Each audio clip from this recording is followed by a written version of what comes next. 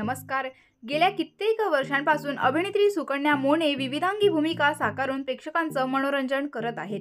तसेच यांची अनेकदा मोठे मोठे अपघातही झालेले आहेत.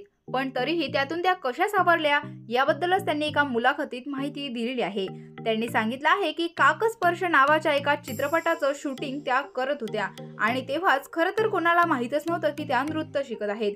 पण त्या म्हणतात की नाटकामध्ये एक अशी परिस्थिती होती त्यामधील उमाला आकडी येते आणि ती पडते.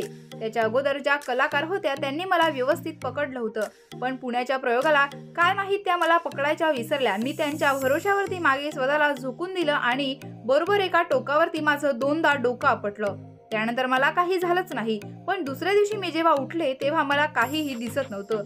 डोक्यात कोणीतरी हातोडा घेऊन मारतंय असं जाणवत होतं. डॉक्टरांना दाखवलं तेव्हा ते म्हणाले 72 तास देखरेखीखाली ठेवल्याशिवाय आम्ही काहीही सांगू शकत नाही. पुण्यातच होते मी आणि माझे गुरु संजय गोडबोले त्यांच्याकडे 4 दिवस अंधत्व काय असतं, 1 दिवस स्मृती काय जाते हे सगळं कळलं होतं.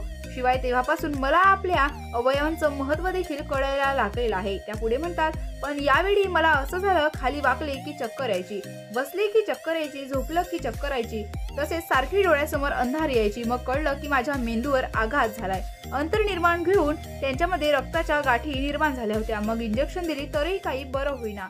शेवटी माझी शस्त्रक्रिया करण्यात आली.